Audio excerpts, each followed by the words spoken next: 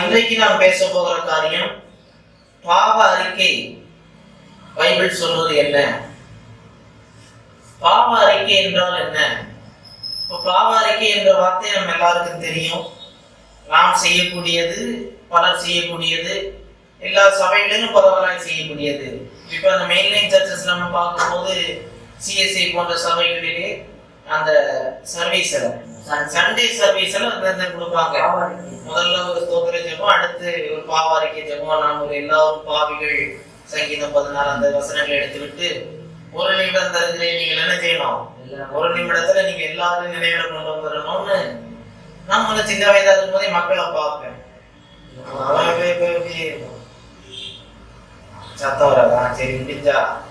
சிலர் மட்டும் ஏதோ அவர்கள் மனதுக்குள்ள பக்தியாய் சொல்லுவார்கள். அந்த ஒரு நிமிடத்திற்குள்ளே அவர்கள் எந்த பாவங்களை நிறைவில் கொண்டு வந்தார்கள், எல்லாவற்றையும் நிறைவில் கொண்டு வர முடியுமா என்று தெரியல. அந்த கடந்த வாரத்துல என்னென்ன தப்பு செய்தோம் நான் அப்பதான் யோசிப்பேன், ஏதாவது தப்பு செய்யலனா.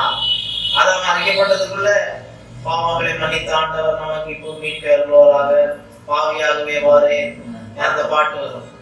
இப்ப சில இடத்துல பாவ அறிக்கைன்னு சொல்ல மாட்டாங்க. நாம் எல்லாரும் இப்ப பிள்ளை உணர்வோமாக, உனக்கு ஒன்றும் புரியாது, பிள்ளை உணர்தல் என்று சொல்லி அது ஒரு பக்கம் மெயின்லைன் சர்ச்சஸ்ல. பெண்டிகாஸ்டல் சர்ச்சஸ்ல அப்படி ஒரு செக்மெண்டே பல கிடையாது, பாவ அறிக்கைன்னு ஒரு செக்மெண்டே கிடையாது. சிலதுல எக்ஸ்ட்ரீமா இருக்கும்.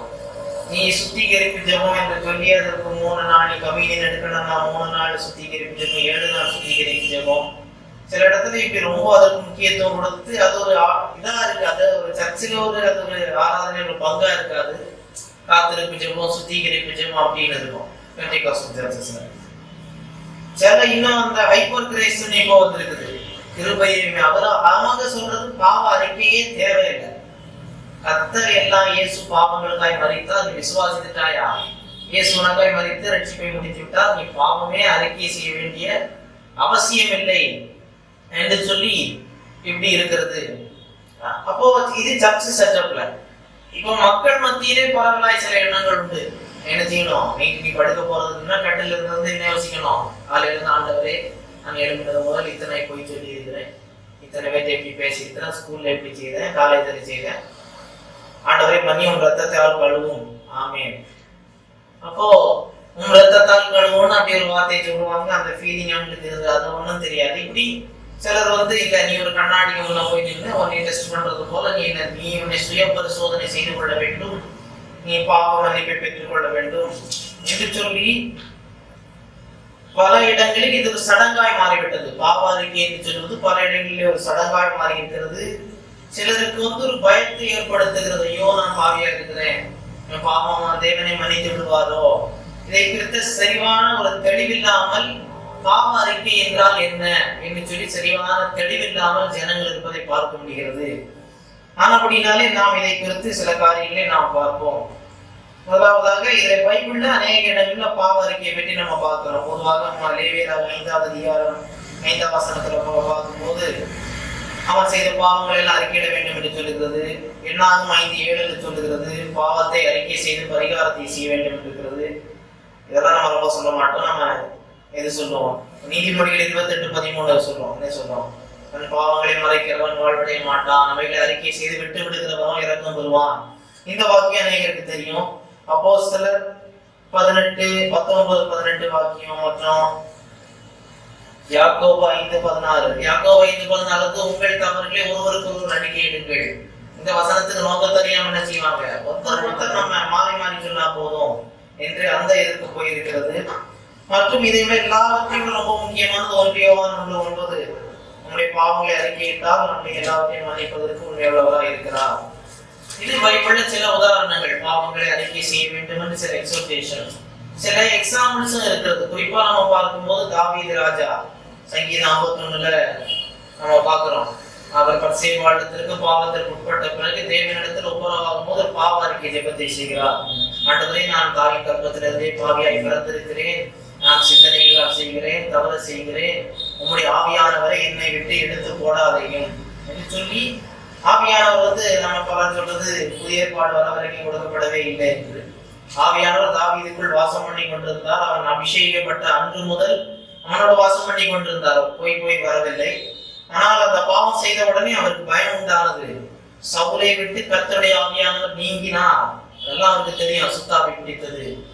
அதை போல தேவனுடைய கோபம் வந்து என்னை எடுத்து போடக்கூடாது என்று சொல்லி தாவீது பயப்படுகிறார். ஆனால் புதிய ஏற்பாட்டிலே பரிசுத்தாவியானவர் ஒருவரை விட்டு விலகி போனதை நாம் பார்க்க முடியாது. அதுதான் புதிய ஏற்பாட்டுக்கும் பழைய ஏற்பாட்டுக்கும் வித்தியாசம். நாம் கிறிஸ்துவின் சரீரத்திலே இணைக்கப்படுகிறோம், ஒன்றும் கொடுக்க முடியாது. பரிசுத்தாவியான கொண்டு சரீரத்திலே இணைத்து வைக்கிறார். பழைய ஏற்பாட்டில் அப்படி அல்ல. இப்போ தாவீது சங்கீதம் 32:5 பாவங்களை முகமன்பாய் அறிக்கையிடுகிறேன், கர்த்தருக்கு அறிக்கையிடுகிறேன் சொல்கிறார். 38:18 அதே வார்த்தை இருக்கிறது. ஏசாயா 6:5 கர்த்தருடைய அந்த தரிசனத்தை பெற்றவுடனே அசுத்த உடலுள்ள மனுஷன் நான் என்று சொல்லி அவர் பயப்படுகிறது. அவர் ஜாதிகளுக்கு விரோதமாய் ஜனங்களே கண்டித்து பேசுகிறார், இவன் இப்படி இருக்கிறான். ஆனால் கர்த்தருடைய மகிமையை பார்க்கும்போது தன்னுடைய நிலைமையை உணர்ந்து கொள்கிறார். ஐயோ, என்னுடைய அசுத்தம் எவ்வளவு நான் பேச்சிலே இருக்கிறது என்று உணர்ந்து கொள்கிறார் ஏசாயா. லூக்கா 15:21 இயேசு சொன்ன உண்மையிலே மரத்திற்கு விரோதமாக உமக்கு விரோதமாக நான் பாவம் செய்தேன். அந்த கெட்ட குமாரன் ஓமை, நம்ம தான் கெட்ட குமாரன் சொல்றோம். பைபிள் கெட்ட குமாரன், பைபிள் இளைய குமாரன் தான் சொல்லுது. ஆனா நம்ம அதை கெட்ட குமாரன் நாம் தான் வைத்திருக்கிறோம். லூக்கா 18:13 அது ஒரு உண்மையில ஆயக்காரன் வரிசையில் போகிறார்கள். அந்த வரிசையில் தன்னை குறித்து பேசுகிறோம். ஆயக்காரன் சொல்கிறார், ஆண்டவரே பாவியாகி என் மேல் கிருபையாயிரும் என்று தன்னுடைய பாவத்தை அறிக்கையிட்டு கடுத்த செய்கிறான். அப்போ பைபிள் அப்போ பைபிள் அநேகர் பாவ அறிக்கை செய்திருக்கிறார்கள். பாவ அறிக்கை நாம் செய்ய வேண்டும் என்று பைபிளிலே அநேக இடங்களில் சொல்லப்பட்டிருக்கிறது. பழைய ஏற்பாட்டிலே அதற்கு பரிகாரமும் நாம் செலுத்த வேண்டும். பாவத்தை அறிக்கையிட்டு நம்ம அந்த மிருகத்தின் மேல் நம்ம பலிக்கு மேல கையை வைக்கிறோம், சுமத்துகிறோம். நாம் பாவி என்பதை ஒத்துக்கொண்டு சுமத்துகிறோம், நாம அறிக்கை எடுக்கிறோம், பலி செலுத்தப்படுகிறது. அந்த பாப்டிசம் ரைட்டும் அதற்கு தான் இருந்தது.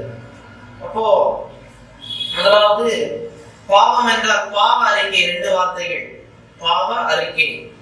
முதல்ல நிறைய காரியங்கள் இந்த கிறிஸ்தவங்க செய்யற காரியங்களுக்கு அவங்களுக்கு அந்த வார்த்தைக்கு அர்த்தமே தெரியாது. அநேக காரியங்கள்ல அவங்க வைத்திருக்கிற சில ஐடியாஸ், அவங்க நம்புகிற சில இதுல அது என்ன சொல்றதுன்னே தெரியாது. அபிஷேகம் அநேக எனக்கு அபிஷேகம் வேணும், நான் பெற்றிருக்கிறேன், செய்திருக்கிறேன், நான் அது அபிஷேகம் தரும். அபிஷேகம் தான் என்ன அநேகருக்கு தெரியாது. அபிஷேகம்னா ஒரு பொறுப்பு, ரத்தாட்சி. தாவீதை அபிஷேகப்படுத்தப்பட்டான், சவுல் அபிஷேகப்படுத்தப்பட்டார், ராஜாக்கள் அபிஷேகப்படுத்தப்பட்டார்கள், பொறுப்பு கொடுக்கப்பட்டிருக்கிறது. அதை வைத்து இதை போல ஒன்று இல்ல, பல காரியங்களிலே இது வார்த்தை என்ன சொல்லுகிறது என்று தெரியாமலே கொண்டிருக்கிறோம். ஆகணும் அப்படின்னாலே பாவ அறிக்கை என்றால் என்ன, முதலாவது பாவம் என்றால் என்ன என்பதை நம்ம தெரிந்து கொண்டாதான் பாவ அறிக்கை என்னன்னு போகணும். இப்ப பாவ அறிக்கை என்ன சொன்னோன்னு என்ன நினைக்கிறாங்க, நேற்று நான் செய்த போய் மனைவியை திட்டுனது, புருஷனை திட்டுனது, அடிச்சது, பிள்ளைகிட்ட சண்டை போட்டது, சினிமா பார்த்தது, ஊரு சுத்தினது, அவன் பாவ அறிக்கைன்னு சொன்னோம்னா இது மட்டும்தான் அவன் கண் முன்பதாக வரும். இதுதான் தேவன் பார்வையில பாவமா இருக்கும். இப்ப மற்ற மார்க்கங்கள்ல எது பாவம், ஒவ்வொருத்தருக்கும் ஒவ்வொரு இருக்குது. ஜென்மத்துல கீழ் ஜாதியில பிறந்தா நீ பாவத்துல பிறந்தவன் ஒரு இருக்குது. சிலதுல எல்லாம் பாவின்னு இருக்குது. சிலது நீ எவ்வளவு பாவம், நீ எவ்வளவு தவறு செய்யலாம், நீ தப்பு செய்ததுக்கு இணையா நீ ஏதாவது கோயிலுக்கு காணிக்கை கொடு அப்படின்னு இருக்குது. இப்படி பாவத்தை குறித்த பல்வேறு விளக்கங்கள் ஒவ்வொரு மனுஷனின் மனதிலே இருக்குது. அதை வச்சு அவன் போய் கொண்டிருக்கிறான். ஆனா கிறிஸ்தவம் பைபிள் பாவ அறிக்கை செய்ய வேண்டும் என்று சொல்லும் போது எதை பாவம் என்று சொல்லுகிறது என்று நாம் பார்க்க வேண்டும். பாவம் என்று பைபிளுடைய பார்வையிலே தேவனுடைய கேரக்டருக்கு, தேவனுடைய குணாதிசயத்திற்கு விரோதமானது எதுவுமே பாவம் தான். பைபிள் சொல்றது, விசுவாசத்தால் வராத எதுவுமே பாவம். ரோமர் 14:23 விசுவாசத்துல எந்த காரியம் வரவில்லைனாலும் அது எல்லாமே பாவம்.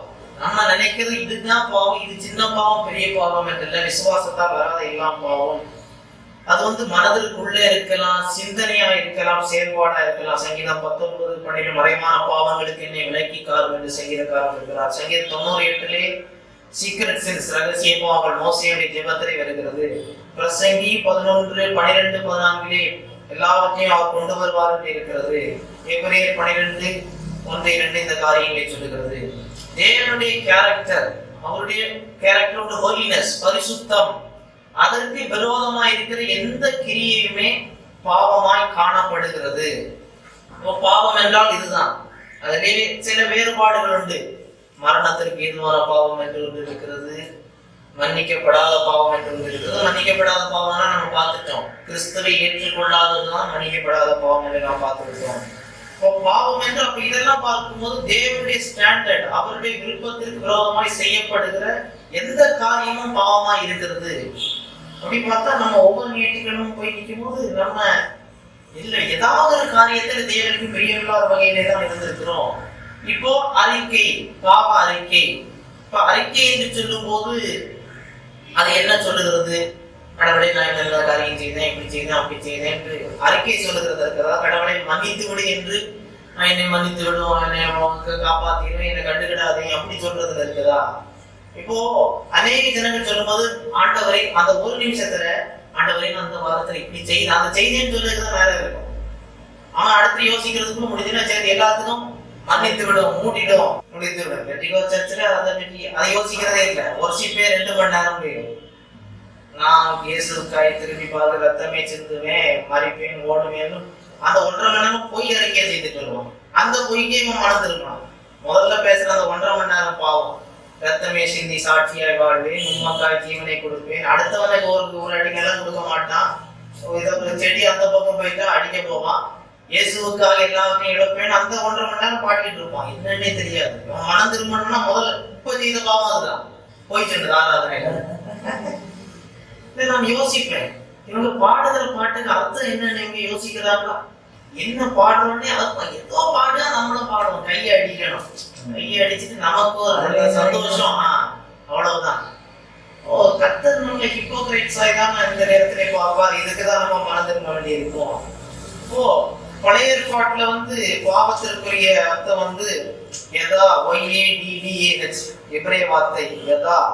அதனுடைய அர்த்தம் அறிக்கையிடுதல், நன்றி சொல்லுதல், இப்படி பல அர்த்தத்துல வரும். யதா என்று சொல்லும் போது அறிக்கை செய்தல், ஒன்றை கொடுத்தல், நன்றி செலுத்துதல் என்ற அர்த்தத்திலே வரும். ஆதியாகமம் 29:37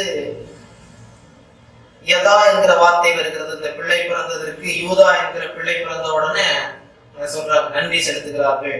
2 சாமுவேல் 22:50 அதே நன்றி சொல்லுகிற பதம் வருகிறது. ஆனா 2:50 இதெல்லாம் இந்த யதாங்கிற வார்த்தை நன்றி சொல்லுகிற அர்த்தத்துல வருது. ஆனா இப்ப 1 ராஜாக்கள் 8:33-36 ஒரு பெரிய ஜெபம் வருகிறது. மழை இல்லாமல் தேசத்தை அடைக்கும் போது, பாவம் செய்யும் போது, ஜனங்கள் பாவங்களை உணர்ந்து உம்மிடத்தில் இருக்கும் போது நீ மனம் இறங்கி நீ அற்புதம் செய்ய வேண்டும், நீ ஜனங்களுக்காய் கொடுத்த இடம் என்று ஒரு பெரிய ஜெபம் வருகிறது. அதே போல நெகேமியா 9:1-3 வரைக்கும் நெகேமியா அந்த விண்ணப்பம் வருகிறது. இஸ்ரவேல் ஜனங்கள் எல்லாம் கூடியிருந்தார்கள், தங்களுடைய பாவங்களை அறிக்கையிட்டார்கள், தேவனுக்கு முன்பதாக தங்களுடைய எல்லா பாவங்களை அறிக்கையிட்டு தேவனை தொழுது கொண்டார்கள். பழைய ஏற்பாட்டிலே தங்களுடைய பாவங்களை தேவனுக்கு முன்பதாக அறிக்கையிடுகிற ஒரு காரியம் இருந்தது. அதே போல தானியேல் 9வது அதிகாரம் நமக்கு எல்லாருக்கும் ரொம்ப தெரியும். 3 முதல் 19 வரை அந்த யதா என்கிற வார்த்தை வருகிறது. தானியேல் அந்த என்ன செய்கிறாரு? தேவனிடத்தில் ஜனங்களுடைய பாவங்களுக்காய், தன் பாவங்களுக்காய் தேவனிடத்தில் என்ன செய்கிறாரு? அவர் அறிக்கை செய்கிறார். இப்போ தானியேல் நம்ம கண்ணோட்டத்துல இருந்திருப்பாருன்னா அவர் ஒரு தப்பும் செய்யல. என்ன தப்பு செய்தாரு? திருடினாரா, விபச்சாரம் செய்தாரா, கொள்ளையடித்தாரா, ஏமாற்றினாரா? ஒன்றும் செய்யல. ஆனா தேவ சமூகத்தில் போகும்போது என் பாவம், ஜனத்தின் பாவம், தேவனுடைய ஸ்டாண்டர்டுக்கு முன்பதாக தன்னை பார்க்கிறார். நத்திங். அப்போ அவன் பாவி என்று ஆண்டவரே அந்த ஜனத்துடைய பாவத்தினாலதான் இவங்க குடியானாங்க நம்ம சொல்லல. இப்ப கர்த்தர் ஒரு தீர்க்கதரிசி அனுப்பும் போது கர்த்தருடைய ஆவியானவர் பேசுவார். யூதாவுக்கு விரோதமா, இஸ்ரவேலுக்கு விரோதமா, நினிவேக்கு விரோதமா இந்த பாவங்களை சொல்லுவாரு. ஆனா அவங்க ஜெபத்துல இருக்கும் போது தேவனுடைய பார்வைக்கு, அவருடைய ஸ்டாண்டர்டுக்கு முன்பதாக எல்லாரும் பிழை உள்ளவர்களே ஆனபடினாலே தானியேலுடைய ஜெபத்திலும் தன்னையும் இணைத்து கொண்டுதான் தேவ சமூகத்திலே ஜெபிக்கிறார் என்பதை நாம் உணர முடியும். இது பழைய ஏற்பாட்டிலே வருகிற யதா என்கிற வார்த்தை. புதிய ஏற்பாட்டிலே எந்த வார்த்தை வருகிறது நாம் பார்க்கும்போது ஹோமோலோகியோ என்ற கிரேக்க வார்த்தை, ஹோமோலோஜியோ HOMOLOGEO என்று சொல்லும் போது to say the same thing, to agree, conquer, to agree, அறிக்கையிடுவது, ஒத்துக்கொள்வது, இணைந்து, to say the same thing. என்ன செய்தேனோ அதையே நான் சொல்லுகிறேன், நான் என்ன தவறு செய்தேனோ அதே தவறை நான் சொல்லுகிறேன். என்று சொல்லி புதிய ஏற்பாட்டிலே இந்த வார்த்தை வருகிறது. இந்த வார்த்தை அதான் அறிக்கையிடுகிறதுல வருகிறது. புதிய ஏற்பாட்டுல வரும்போது இந்த கன்ஃபெஷன் அறிக்கையிடுவது ரெண்டு விதமா சொல்லப்படுகிறது. ஒன்று விசுவாச அறிக்கை, இன்னொன்று பாவ அறிக்கை. பழைய ஏற்பாட்டுல விசுவாச அறிக்கை இல்ல, பழைய ஏற்பாட்டுல நன்றி அறிக்கை, இன்னொன்று பாவ அறிக்கை. ரெண்டு இருந்தது பழைய ஏற்பாட்டுல எதா என்கிற வார்த்தை. புதிய ஏற்பாட்டிலே விசுவாச அறிக்கை, இன்னொன்று பாவ அறிக்கை. இப்போ விசுவாச அறிக்கை என்று பார்க்கும்போது அநேக இடங்களில் நாம் பார்க்கும்போது கர்த்தராகிய இயேசு கிறிஸ்துவை விசுவாசிக்கும் போது ரட்சிக்கப்படுகிறார்கள். இயேசு கிறிஸ்துவை கேட்கிறார், நான் யார் என்று நீ நினைக்கிறாய்? நீங்கள் நினைக்கிறீர்கள். அப்போ பேதுரு சொல்லுகிறது, ஜீவனுடைய குமாரனாகிய கிறிஸ்து என்று அறிக்கையிடுகிறார்கள். அப்போ சொல்ற இந்த கல்லின் மேல் சபையை கட்டுவேன். அந்த வெளிப்பாட்டின் மேல், பேதுருவின் மேல் அல்ல. அதுல ரெண்டு கிரேக்க வார்த்தைகளும் பெட்ரோஸ் பத்ரான். பெட்ரோஸ் என்கிறது பேதுருவுக்குள்ள கிரேக்க வார்த்தை. பெட்ரா என்கிறது இயேசு சொன்ன வார்த்தை. அது இந்த வெளிப்பாட்டை சொன்னார். அப்ப அது ஒரு அறிக்கை, விசுவாச அறிக்கையாய் காணப்படுகிறது. மார்க் 8:29 அதே வார்த்தை தான், இயேசுதான் கிறிஸ்து என்று பேதுரு சொல்கிறார். லூக்கா 9:20 அதே வார்த்தை தான் வருகிறது. மற்றும் ஜனங்களுக்கு முன்பதாக பாவ அறிக்கை செய்வது. அநேகர் யோர்தான் நதிக்கரையில் யோவான் ஸ்நானகன் போது தன்னுடைய பாவங்களை அறிக்கையிட்டு ஞானஸ்நானம் பெற்றுக் கொண்டிருக்கிறார்கள் என்று சொல்லப்பட்டிருக்கிறது.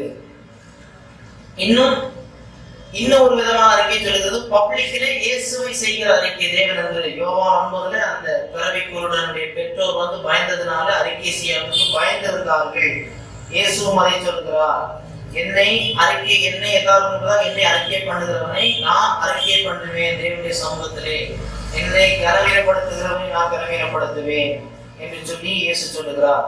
அப்போ புதிய ஏற்பாட்டுல பழைய ஏற்பாட்டுல பார்க்கும்போது ஒன்று துதி, இன்னொன்று பாவ அறிக்கை. புதிய ஏற்பாட்டுல பார்க்கும்போது ஒன்று விசுவாச அறிக்கை. பாவ அறிக்கை என்று சொல்லும் போது இப்போ சிஎஸ்எஸ்ல செய்கிறாங்க அப்போஸ்டல்ஸ் க்ரீட், அது பாவ அறிக்கை.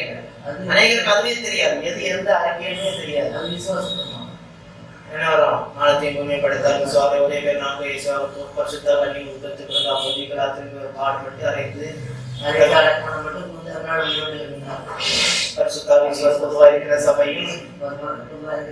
இது விசுவாச அறிக்கை. நான் இதை நம்புறேன். இப்போ இந்தியன் அந்த பிளாக் இது பண்ணா நம்ம பிளட்ஜ் பண்ணுவோம், நாம் எல்லாரும் இந்தியர்கள், ஆமா எல்லாரும் சகோதரர்கள், அது அறிக்கை செய்கிறோம். அதே போல விசுவாச அறிக்கை என்பது நாம் அறிக்கை செய்யக்கூடியது. பாவ அறிக்கை என்பது இதுக்குள்ள வித்தியாசத்தை முதலாவது புரிந்து கொள்ளணும். அப்போதான் நமக்கு வித்தியாசத்தை. அப்போ பாவ அறிக்கை எது அல்ல, நம்ம கிரேக்க பதங்களை பார்த்துட்டோம், இவரே பதங்களை பார்த்துட்டோம். இப்போ பாவ அறிக்கை எது அல்ல, எதுன்னு பாக்குறதுக்கு முன்பதான் எது பாவ அறிக்கை என்று நாம் பார்க்க வேண்டும். அநேகர் செய்வது பாவ அறிக்கையே கிடையாது. அவங்க நினைக்கிறாங்க நம்ம எல்லாம் பாவத்தை அறிக்கை பண்ணி கிளியர் பண்ணி விட்டோம். முதலாவது இப்ப கத்தோலிக்க வட்டாரங்கள் நடக்கிறது. ஏதாவது ஒரு பிரீஸ்டுக்கு முன்ன போய் இருந்துட்டு எல்லாத்தையும் இறங்கி விட்டு, என்னென்னப்பா தப்பு செய்த, இந்த தப்பு எல்லாம் செய்த, இந்த தப்பு செய்த, அப்படியே செய்த. இன்னும் சிலர் இந்த ஊழியக்காரவே ஜெபிச்சேன், அவரையும் கல்லக்கே வச்சு ஜெபிச்சார், எல்லாம் பாவம் மாறி போச்சு. இது பாவ அறிக்கை அல்ல. அநேகர் தவறாய் நினைக்கிறார்கள் இது பாவ அறிக்கை என்று சொல்லி. தேவனுக்கு தகவல் கொடுப்பதல்ல, இப்படியாக நான் செய்தேன், நான் இதெல்லாம் செய்தேன்னு அவருக்கு தகவல் கொடுப்பது பாவ அறிக்கை இல்ல. சிலர் தகவல் கொடுப்பதோட நின்று விடுகிறார்கள். நான் இப்படிதான், அந்த ஆண்டவனுக்கே தெரியும் நான் யாருன்னு தெரியும், நான் எப்படிப்பட்டவன்னு தெரியும், அவருக்கு நினைச்சாலும் மன்னிக்க முடியாது சொல்லி அவருக்கு இன்ஃபர்மேஷன் கொடுக்குறாங்க. இவங்களை இது பாவ அறிக்கையும் அல்ல. ஸ்பெகுலேஷன், நான் பாவம் செய்திருந்தா ஆண்டவரே, நான் தவறு செய்திருந்தால் என்னை மன்னியும். அவன் தவறு செய்திருக்கிறவன் அவன் ஒத்துக்கிட மாட்டான்.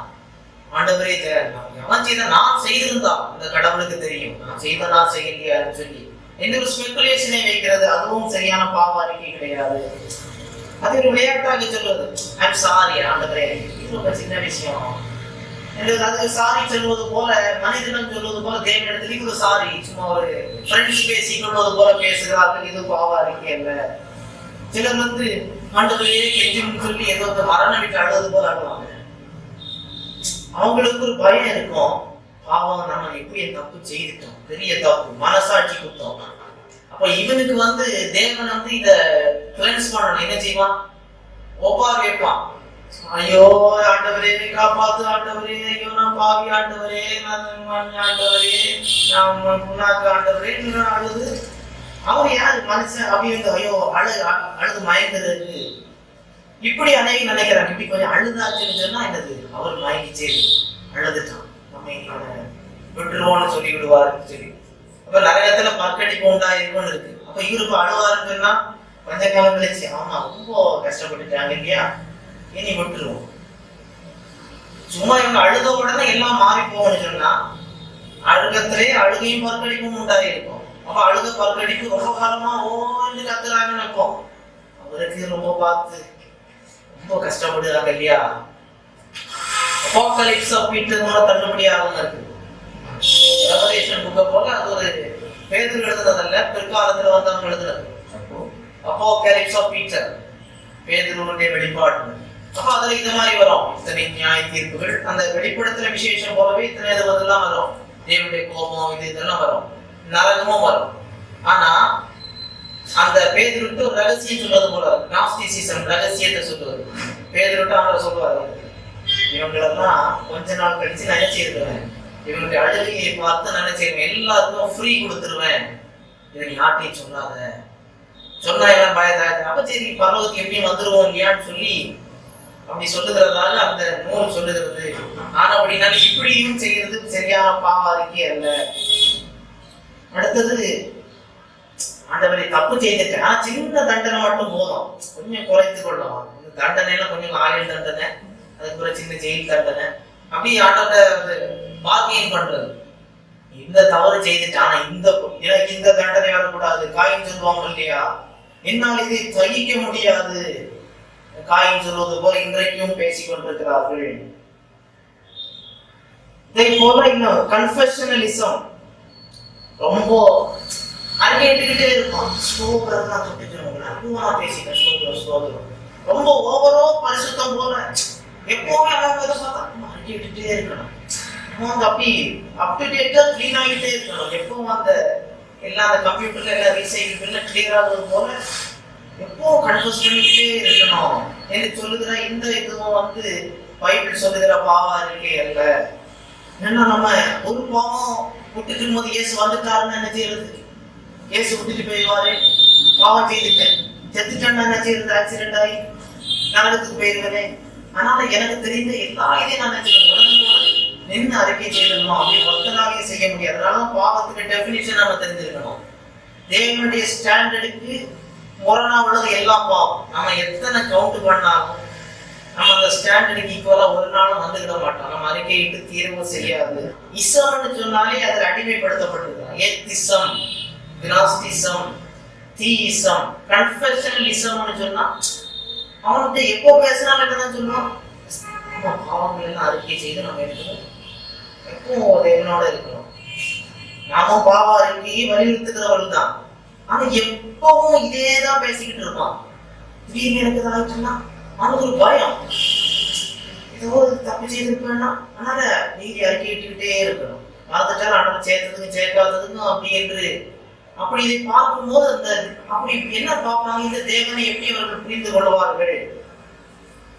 இப்படி பல காரியங்களிலே அநேக தவறாய் பாவ அறிக்கை என்று நினைத்துக் கொண்டிருக்கிறார்கள். அப்போ எது பாவ அறிக்கை அல்ல என்று சொல்லி நாம் பார்த்திருக்கிறோம். அப்படியெல்லாம் எதுதான் பாவ அறிக்கை என்றால் என்ன?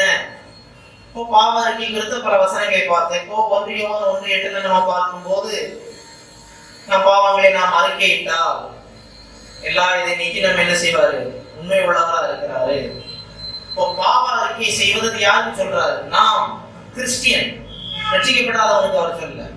சர்ச்சைக்கு ஒரு எல்டரா இருந்து அவர் எழுதுகிறாரு, தன்னையும் நம்மளே பாவம் இல்லை என்போமானால் நம்மை நாம் வஞ்சிக்கிறவர்களாக நாம் பாவங்களே நம்ம அறிக்கையிட வேண்டும். அப்போ நம்மை நாமே வஞ்சிக்கிறவர்களா இருக்கும். எப்போவா நம்மளே பாவம் இல்லைன்னு சொன்னா, அப்போ அந்த வஞ்சகத்திலிருந்து எஸ்கேப் பண்ணணும்னு என்ன செய்யணும், நாம் அறிக்கையிடணும்.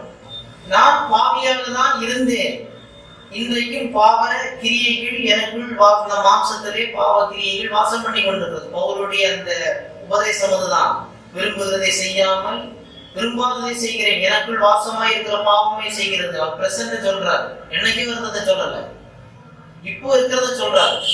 தேவன் என்னை மாற்றி இருக்கிறார். ஆனால் நான் என்ன செய்கிறேன்? இந்த பாவ சரீரத்திற்குள் இருக்கிறேன்.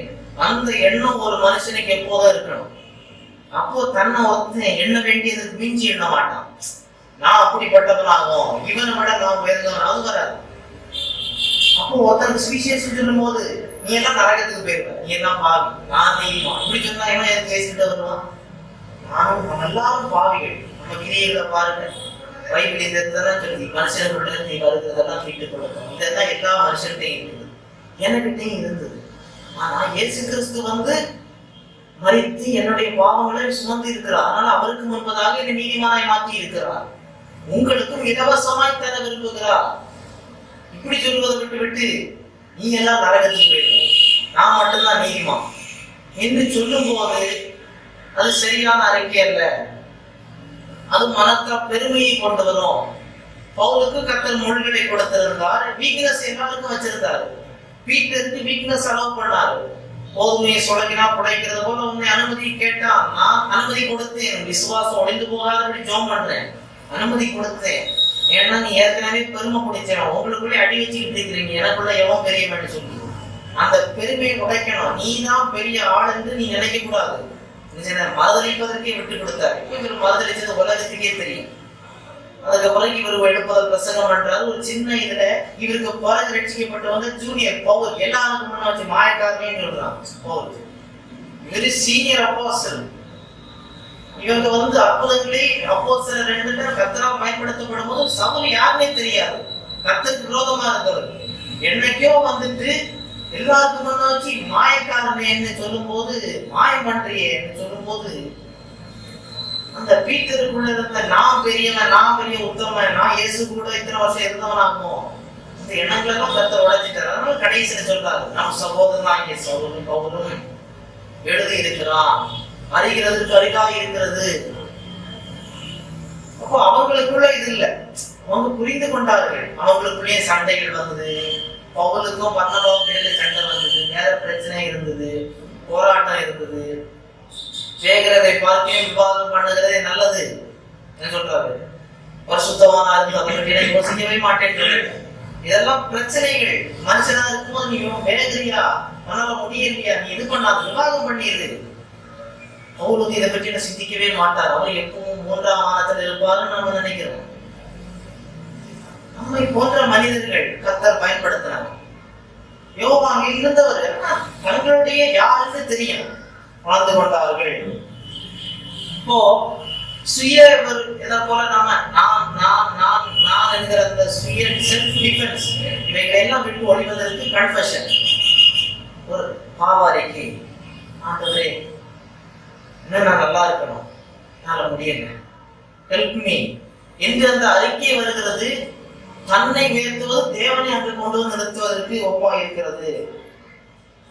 தங்களுக்குள்ள இருக்கிற பாவக்கிரிகளை ஏற்றுக்கொள்வது, நான் பாவமே கிடையாது சொல்லும் போது அவர் நமக்கு நம்ம கண்ணில் இருக்கிறது அடுத்தவனுக்கு நமக்கு தெரியாது, அடுத்தவனுக்கு தெரியும். அடுத்தவர்கள் உணர்த்தும் போது ஒரு தவறு செய்யற, ஆமா நான் தவறு செய்யக்கூடியவன் தான், ஆமா நான் ஊழியக்காரன், நான் மாதிரியா இருக்கணும், தவறு செய்யக்கூடாது என்கிற நிலைமைக்கு வர வேண்டும். இந்த பாவ அறிக்கையை நாம் சேர்த்து வைத்திருக்க வேண்டும். ரெப்பன்டன்ஸ், மனம் திரும்புதல் ஒரு முக்கியமான படி இதுதான். பாவ அறிக்கை வந்தாலும் இதை விட்டு திரும்பணும். இந்த தவறை நான் இனிமேல் செய்யக்கூடாதுங்கிற அறிக்கை வரும். அடுத்தவர்களை தவறா நினைக்க தோணாது. இன்னொன்னு, ஒருத்தரையும் பாவ அறிக்கை கேட்க தோணாது. நான் பாவியான மனுஷன், எனக்கு சரீரத்துக்குள்ள ஆதாமுடைய அந்த பாவத்துடைய அந்த சாபங்கள் கிரியைகள் இருக்குது. உயிர்த்தெழுதல் வர வரைக்கும் அது மாறப்போவதில்லை. பரிசுத்தாவியன் இருக்கிறாரு, பெறல் தருவாரு. அவனும் அப்படிதான் இருக்கிறான், அந்த சாமியாரும் அப்படிதான் இருக்கிறான், பாஸ்டரும் அப்படிதான் இருக்கிறாரு. இந்த யோசனை வந்தா forgiveness of sins ஒருத்தருட்டையும் கேட்க மாட்டோம். இன்றைக்கு அநேகர் என்ன செய்யறாங்க, மனிதர்கிட்ட போய் பாவம் மன்னிப்பு கேட்கிறாங்க. மற்ற மார்க்கங்கள்ல இவர்கிட்ட போய் இந்த அருள் பெற்றுட்டா எல்லா பாவங்களும் என்ன செய்கிறோம், விட்டு ஓடிவிடும்.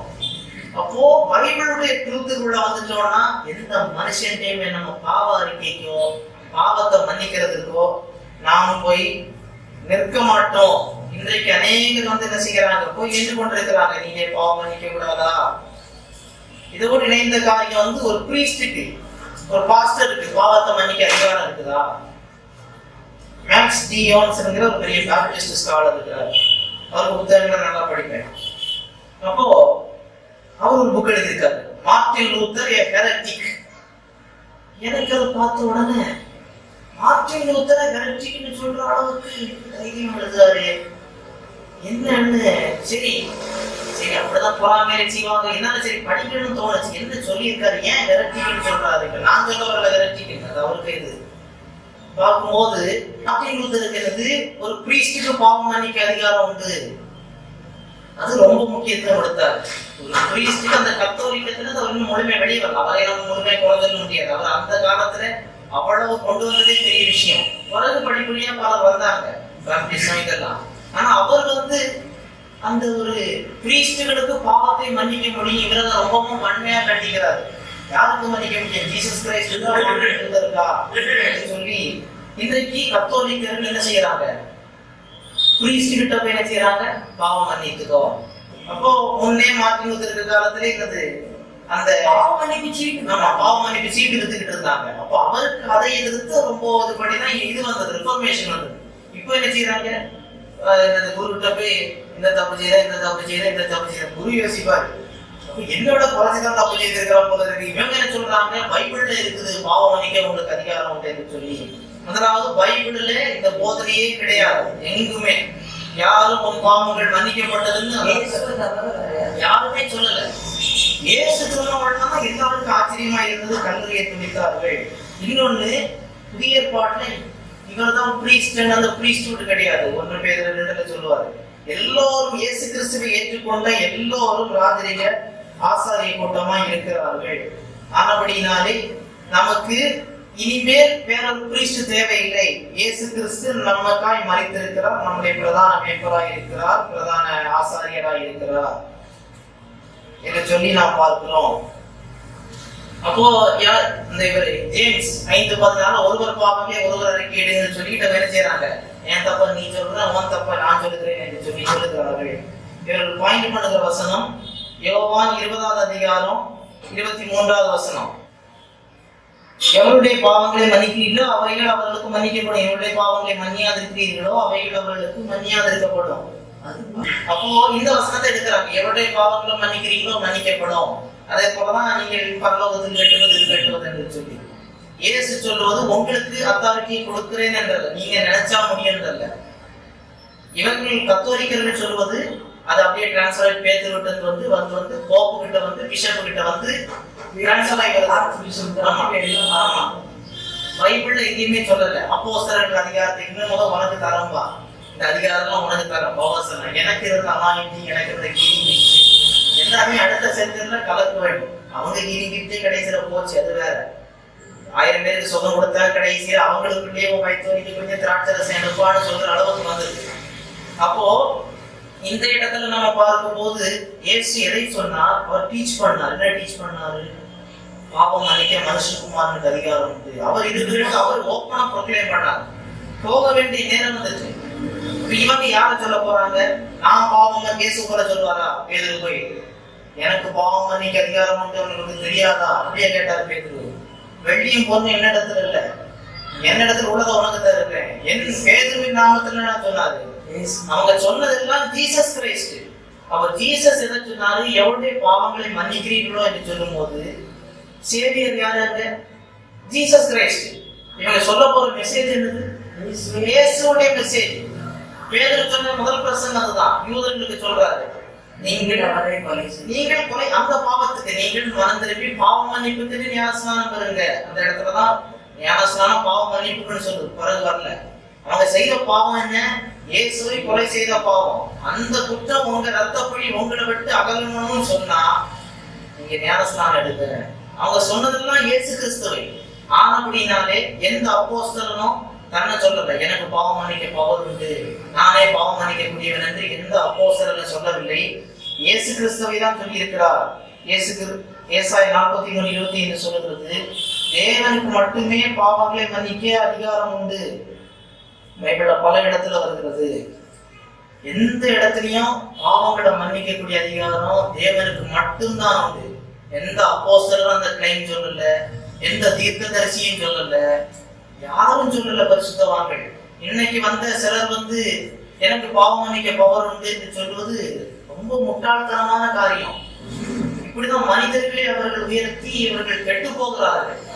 இயேசு கிறிஸ்துவை உயர்த்தாமல் இப்படி குறிப்பாய் கத்தோலிக்க மார்க்கத்துல இன்னும் இங்க பார்க்கும்போது சில கரிஸ்மாட்டிக் இதுல பார்க்கும்போது என்னது, எந்த பாசத்தை நீங்க ஞான ஸ்நானம் பெற்றீங்க, அந்த பாசத்தை பெற்றாதான் உங்க பாவம் போகும். இந்த பாசத்தை பெற்றீங்க, எந்த சர்ச்சில் கம்யூனியன் எடுத்தீங்க, கம்யூனியன்னா என்னன்னு தெரியாது, எந்த சர்ச்சில் எடுத்தீங்க, யாருக்கு தலையில கை வச்சு எடுத்தீங்க, அபிஷேகம் பெற்றவன் ஞானஸ்நானம் கொடுத்தாதான் பாவம் மன்னிக்கப்படும். அப்போ அபிஷேகம் கொடுத்தவன் ஞானஸ்நானம் கொடுத்தாதான் பாவம் மன்னிக்கப்படணும்னா அபிஷேகம் பெறணும் கொடுத்த வரைக்கும் இயேசு நினைச்சாலும் மன்னிக்க முடியாதா? அப்ப யாருக்கு பாவம் மன்னிக்கிறீங்க? அபிஷேகம் பெற்றவன் ஞானஸ்நானம் கொடுக்கிற வரைக்கும் இயேசுக்கே ஒன்றும் செய்ய முடியாது. எவனாவது அபிஷேகம் பெற்றவன் இவருக்கு முக்கிற வரைக்கும் அவர் செய்ய முடியாதா? எந்த மனுஷனுக்கு முன்பதாக போயிட்டு தன்னுடைய நான் பாவி என்று ஒத்துக்கொள்வது வேறு, பாவ அறிக்கை பெற்று மீட்பு கொடுப்பது தேவனால் மட்டும்தான் முடியும். இதை குறிப்பாக சொல்ல வேண்டும் என்று சொன்னால், இயேசு கிறிஸ்து எல்லாருக்காக மரித்திருக்கிறார். ஹிட்லருக்காகவும் இயேசு மரித்தார், உங்களுக்காய் மரித்தார், எனக்காய் மரித்தார். ஆதாம் முதல் இனி பிறக்க போகிற கடைசி பிள்ளை வரைக்கும் உள்ள அனைவருக்காக இயேசு மரித்திருக்கிறார். ஆனா அந்த ரட்சிப்பின் சந்தோஷம், அந்த பெனிஃபிட்ஸை நாம் பெற்றுக்கொள்வதற்கு இயேசு கிறிஸ்துவை விசுவாசித்து ஏற்றுக்கொள்ள வேண்டும். அது ஒரு கமாண்ட், ஒவ்வொருத்தருக்கும் வேறுபடுகிறது. இஸ்ரவேலர்கள் செய்த பாவம் என்னது? அந்த சந்ததியினுடைய சாபத்திலிருந்து விடுவித்துக் கொள்ளணும், அப்போ ரட்சிப்பு. அதன் பிறகு புறஜாதிகளுக்கு கொடுத்தது என்னது? கர்த்தராகிய இயேசு கிறிஸ்துவை விசுவாசி, அவரே ரட்சகர். மரத்து வைத்து அடக்கம் பண்ணப்பட்டு வைத்திருந்த 15:1 முதல் நாள் நீங்கள் ரட்சிக்கப்படுவீர்கள். அதனால அவருக்கு கேள்வி இருக்கு. இன்னைக்கு அநேக கேள்வி கேட்கிறாங்க, கர்த்தர் நம்ம போயிருக்கோம், நம்ம சின்ன பிள்ளைங்க என்ன செய்யும்? கர்த்தர் அவங்க அனாதையா விட்டுருவாரா? அந்த பிள்ளைகளுக்காக இயேசு மரித்தார். அவர்களே ராப்சர் செய்ய வைக்க அவரால் முடியும். நம்ம ஸ்டாண்டர்டு அவருக்கு தெரியும். சிலர் பைத்தியமா போறாங்க, புத்தி சுவாதீனத்து போறாங்க. அப்ப கர்த்தர் ரட்சிப்பு அவங்க நரகத்துக்கு தள்ளுவாரா? அப்ப தேவனுடைய நீதி என்ன ஆகும்? அவங்களுக்காக மரித்ததுனாலே அவங்களுக்கு அவர் கிராண்ட் பண்ண முடியும், யாருக்கும் அவர் கிராண்ட் பண்ண முடியும். நாம் பாவங்களை அறிக்கையிட வேண்டும். முதலாவது தேவனிடத்தில் நம்முடைய பாவங்களை அறிக்கையிட வேண்டும். நம்முடைய தவறு, மற்றபடி தனியாய் தவறு செய்திருப்போம் என்று சொன்னால், யாரிடமாவது நாம் நேரடியாக தவறு செய்திருப்போம் என்று சொன்னால் நாம் அறிக்கையிடணும். முதலாவது தேவனிடம். இன்ட்ராபர்சனல் சின், தனிப்பட்ட ரகசிய பாவங்கள், நம்முடைய தேவனுக்கு நமக்குள்ள உறவை கெடுக்கிறதே அவரிடம் மட்டுமே நாம் அறிக்கை செய்ய வேண்டும். சங்கீதம் 32:5.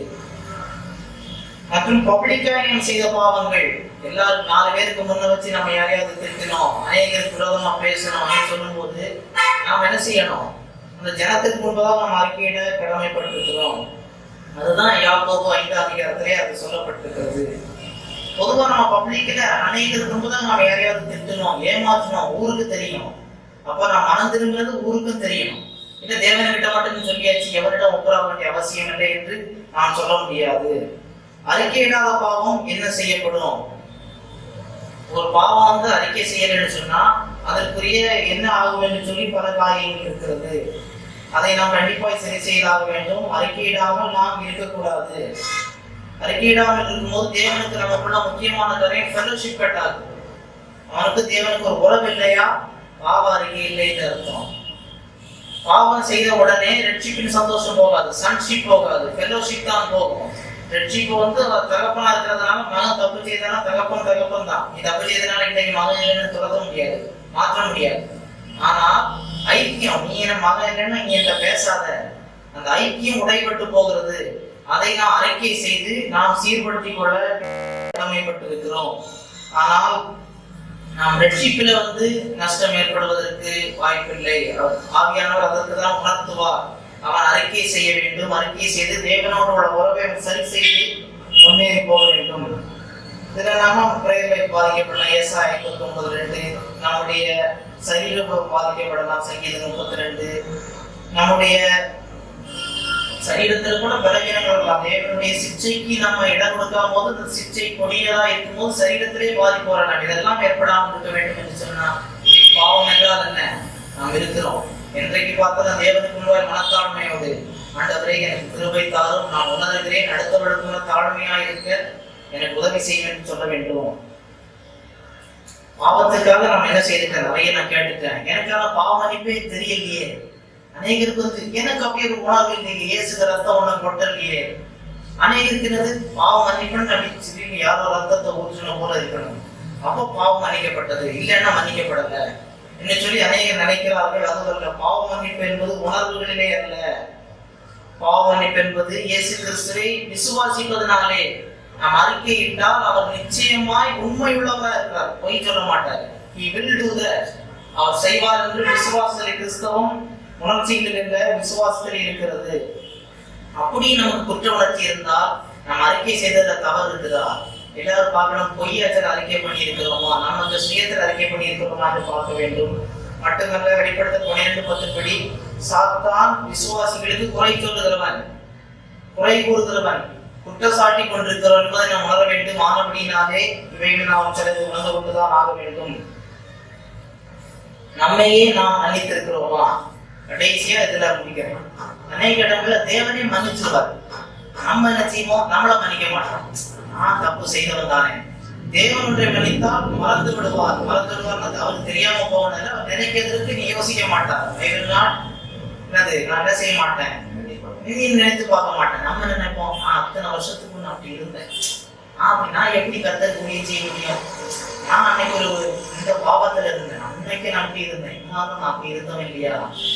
இது சாத்தானோட அட்டாக். நீ அப்படி இருந்தவன் தானே, தேவன் பண்ண மாட்டாரு. இதை நாம் மறக்க வேண்டும். தேவன் மன்னித்து விட்டால் நினைக்க கூடாது, அவன் மன்னித்தாச்சு, அதுக்கு பிறகு எல்லாம் மன்னிப்பதற்கு. ஆனா அப்படின்னாலே பாவ மன்னிப்பு நாம் நிச்சயமாய் பாவ அறிக்கை செய்ய கடமைப்பட்டிருக்கிறோம். ரட்சிக்கப்படுவதற்கு பாவ அறிக்கை அவசியம் இல்லை. ரட்சிக்கப்படுவதற்கு கர்த்தராகிய இயேசு கிறிஸ்து பாவிகளுக்காய் மரித்தார் என்கிற அறிக்கை, கன்ஃபெஷன், விசுவாச அறிக்கை. கிறிஸ்தவர்கள் பாவ அறிக்கை செய்யணும். ரட்சிக்கப்படாதவன் போய் 1000 அறிக்கை நீ செய்தாலும் ரட்சிக்கப்படுவர்கள் சொல்லி, ரட்சிக்கப்பட்ட ஒன்று செய்வது தவறான போதனை. ரட்சிக்கப்பட வேண்டுமா? இயேசு கிறிஸ்து எல்லா பாவங்களுக்கும் மரித்தடக்கம் பண்ணப்பட்டு உயிர்த்தெழுந்து இன்றைக்கு இருக்கிறார். Believe and confess it. நீ அறிக்கை செய்ய ரட்சிக்கப்படுவாய். ரட்சிக்கப்பட்டு விட்டாயா, தினம் தினம் நீ அறிக்கை செய்ய பழகிக்கொள். இதுதான் அப்போஸ்தலருடைய போதனை, இதுதான் பைபிளுடைய போதனை. இந்த போதனையின் அடிப்படையிலே நாம் வாழ்வதற்கு நாம் முயற்சி எடுப்போம். நம்மை ஆசீர்வதிப்பார்.